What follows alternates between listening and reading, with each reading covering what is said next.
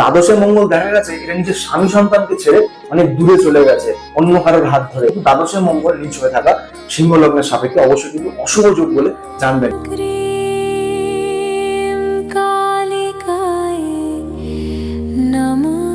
নমস্কার প্রিয় দর্শক বন্ধু, আমি অ্যাস্ট্রোলজার শ্রী সুমন চন্দ্র, আর আপনারা দেখছেন স্পিচ অফ অ্যাস্ট্রোলজি। আজকে ভিডিওর থাম্বনেল দেখে নিশ্চয়ই বুঝে গেছেন যে আজকে আমাদের আলোচ্য বিষয় হলো ভৌমদোষ অর্থাৎ মাঙ্গলিক দোষ নিয়ে। প্রাচীন শাস্ত্রে একটি বিখ্যাত শ্লোক রয়েছে, লগ্নে ব্যয় চ পাতালে জামিত্রে চ অষ্টমী কুজে কন্যা হরতি ভর্তারং ভর্তা ভার্যাং বিনশ্বতী। দর্শক বন্ধু, এই শ্লোক থেকে এটা বোঝা যায় কুজ অর্থাৎ মঙ্গল গ্রহকে বলা হয়েছে। তো এই মঙ্গল গ্রহটি যদি আপনার জন্মকুণ্ডলিতে লগ্নস্থান, চতুর্থ স্থান, সপ্তম স্থান, অষ্টম স্থান কিংবা দ্বাদশ স্থানে বিরাজমান থাকে, তাহলে কিন্তু আপনি ভৌমদোষ বা মাঙ্গলিক দোষে দোষী হয়ে থাকেন। অর্থাৎ যদি এই দোষ নারীর জন্মকুণ্ডলিতে পাওয়া যায় তাহলে তার স্বামীর প্রাণ হরণ হয়ে থাকে, আর যদি এই দোষ পুরুষের কুণ্ডলিতে পাওয়া যায় তাহলে তার স্ত্রীর বিনাশ হয়ে থাকে। কিন্তু প্রশ্ন হলো, এই শ্লোকটি সব মানুষের ক্ষেত্রেই কি সমানভাবে প্রযোজ্য? উত্তর হবে অবশ্যই কিন্তু না। কারণ শুধু মঙ্গল এই পাঁচটি ভাবের মধ্যে যে কোনো একটিতে থাকলেই কাউকে মাঙ্গলিক বলা কিন্তু যায় না। প্রকৃত মাঙ্গলিক কিনা তা নির্ভর করবে তার জন্ম লগ্ন রাশির উপরে ভিত্তি করে। তো আজকের এই ভিডিওটিতে প্রাচীন শাস্ত্রের এই বক্তব্যটিকে আমরা জ্যোতিষীয় বিচার এবং বাস্তব অভিজ্ঞতার আলোকে জানবো।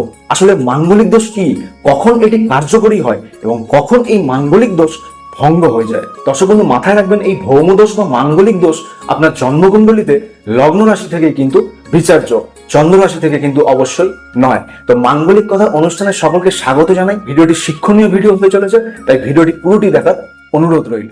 যদি আপনার জন্মলগ্ন লিও অর্থাৎ সিংহ হয়ে থাকে তাহলে এই ভিডিওটি একান্তই আপনার জন্য।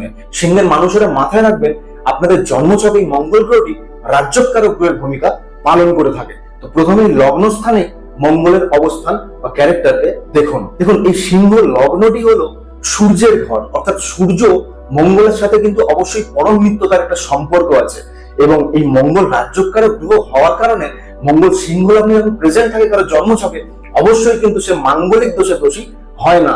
অর্থাৎ এই সিংহ লগ্নে মঙ্গল প্রেজেন্ট থাকলে সেই মাঙ্গলিক দোষ কিন্তু কখনোই কাজে লাগে না। অর্থাৎ এক্ষেত্রে এটা মাঙ্গলিক যোগ হিসাবে নেওয়া যেতে পারে। সিংহ লগ্নে মঙ্গল জাতক বা জাতিকার স্বাস্থ্য ভালো হতে দেখা যায়, এরা সুখী এবং ভাগ্যবান হয়ে থাকে।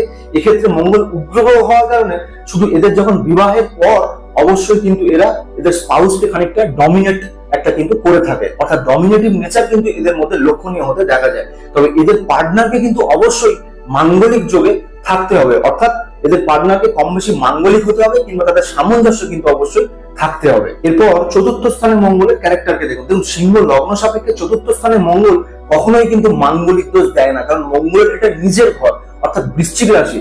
বৃশ্চিক রাশিতে মঙ্গল কিন্তু অবশ্যই মাঙ্গলিক দোষ না দিয়ে এটা কিন্তু রুচ্চক রাজ্যকে কনভার্ট করে দেয়। চতুর্থ স্থানে মঙ্গলের রাজ্যের ফলে এদের ভূমি ভবন বাহন কিন্তু এরা নিজের জীবনে পেতে এরা দেখতে পায়। এক্ষেত্রে এরা বহু ভূসম্পত্তির মালিক হতে পারে। এছাড়াও এদের মাতার জায়গা থেকেও কিন্তু কিছু শুভ ঘটনা ঘটতে দেখা যায়, অর্থাৎ এদের মাতা কোন একজন পাওয়ারফুল কিন্তু ব্যক্তি হতে পারে। এদের চাকুরিতে পদোন্নতি কিংবা ব্যবসায় অনেক বেশি শ্রীবৃদ্ধিও কিন্তু আসতে দেখা যায়। এক্ষেত্রে এরা জীবনে বহু মানুষের প্রভু হয়ে থাকে। যেহেতু চতুর্থ স্থানে মঙ্গল বসে চতুর্থ দৃষ্টি সপ্তম স্থানে দিচ্ছে দাম্পত্য ক্ষেত্রে, এক্ষেত্রে কিন্তু এদের পার্টনারের উপর এরা কিছুটা ডমিনেটিভ ক্যারেক্টার দেখিয়ে থাকে। শুধু এটাই কিন্তু এই মাঙ্গলিক যুগে একটা ফলাফল হয়। যদি এদের লাইফ পার্টনার মাঙ্গলিক যোগ যদি থেকে থাকে তাহলে কিন্তু এক্ষেত্রে বৈবাহিক জায়গা অনেক বেশি সুখের হতে দেখা যায়। এরপর সপ্তম স্থানে মঙ্গলের ক্যারেক্টারকে দেখুন। লগ্ন থেকে সপ্তম স্থানে চতুর্থপতি নবমপতি যখন লগ্ন থেকে সপ্তম স্থানে যায়, অবশ্যই কিন্তু এটা রাজ্য। কিন্তু এক্ষেত্রে এটা যেহেতু শনির ঘর, পার্টনারের জায়গা, তো অবশ্যই কিন্তু মঙ্গল আংশিক মাঙ্গলিক দোষে দোষী জাতক বা জাতিকাকে করে থাকে। এক্ষেত্রে এদের যারা পার্টনার হয়, লাইফ পার্টনার, তাদের থেকে কিন্তু কিছুটা ডমিনেটিভ ক্যারেক্টার এই সিংহ লগ্নের জাতক বা জাতিকাকে আসতে দেখা যায়।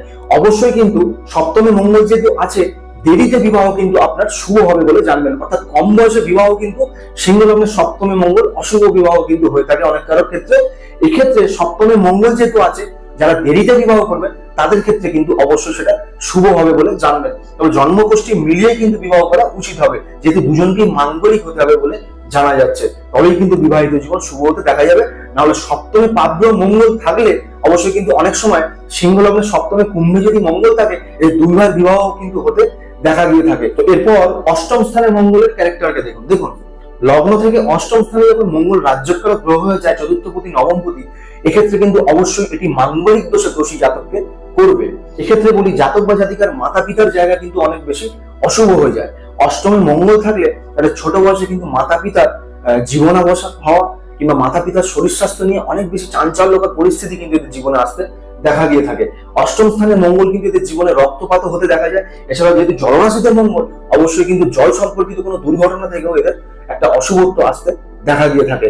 এক্ষেত্রে বৈবাহিক জায়গায় এদের শ্বশুর বাড়ি থেকে কিন্তু কিছু ডমিনেটিং নেচার আসতে দেখা যায়। অর্থাৎ বেশিরভাগ ক্ষেত্রে দেখা গেছে যে জাতক বা জাতিকাকে শ্বশুর বাড়ির কিন্তু সুখ তাদের পেতে দেখা যায়নি। অর্থাৎ শ্বশুর বাড়ি থেকে কিন্তু এমন কোনো সিচুয়েশন ক্রিয়েট হয়েছে যার জন্য কিন্তু এদের ডিভোর্স হয়ে যাওয়া কিংবা এদের সেপারেশনের কোনো ইন্ডিকেশন আসা কিংবা ধরুন এদের একটা বৈবাহিক জায়গায় কোন একটা অশান্তি দিনের পর দিন চলতে থাকা, এই সিংহ লগ্ন সাপেক্ষে অষ্টম স্থানে মঙ্গল অবশ্যই কিন্তু এই ধরনের ফলাফল দিয়ে থাকে।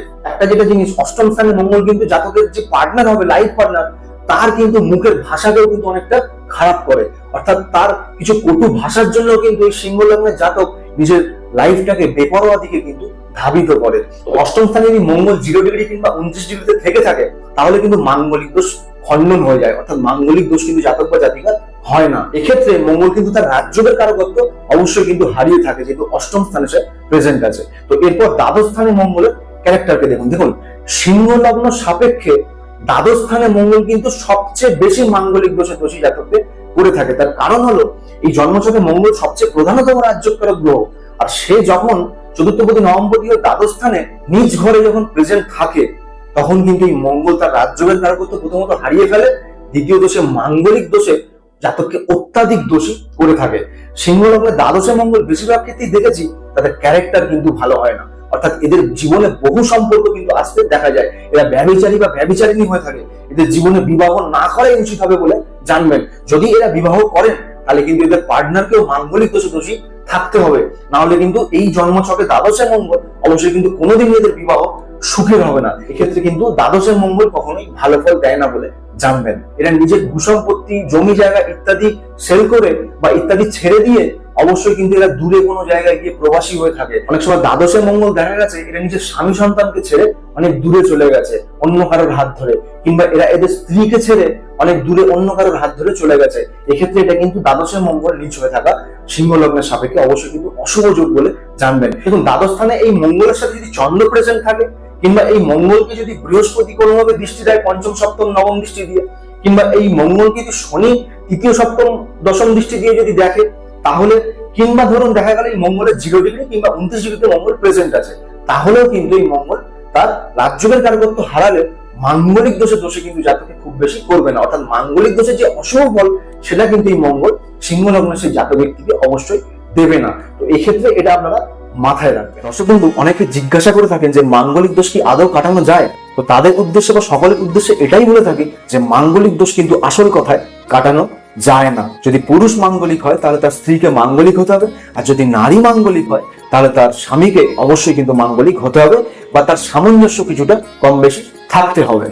আপনার ব্যক্তিগত জন্মকুণ্ডলিতে লগ্ন সাপেক্ষে মঙ্গল কোন ঘরে কত ডিগ্রিতে বিরাজমান ভিডিওর নিচে কিন্তু অবশ্যই কমেন্ট করে জানাতে পারেন। দেখুন, মাঙ্গলিক দোষের উপায় অকারণে কিন্তু সকলকে করা দরকার নাই। এক্ষেত্রে আপনার লগ্ন সাপেক্ষে জন্মকুণ্ডলিতে যদি মঙ্গল গ্রহটি সত্যি দোষযুক্ত হয় বা মাঙ্গলিক দোষে অনেক বেশি দোষী আপনারা হন, তাহলেই কিন্তু আপনারা মঙ্গলের উপায় অবশ্যই সারা জীবন আপনাদের করে যেতে হবে। আপনি ধর্ম বা জাতিতে যাই হন না কেন, আপনাকে এই মঙ্গলের শান্তির জন্য অবশ্যই কিন্তু কোনো নিমন্ত্রিত জায়গায় যদি আপনি যান তাহলে সেখানে লাল বস্ত্র বা লাল দ্রব্য অবশ্যই দান করুন।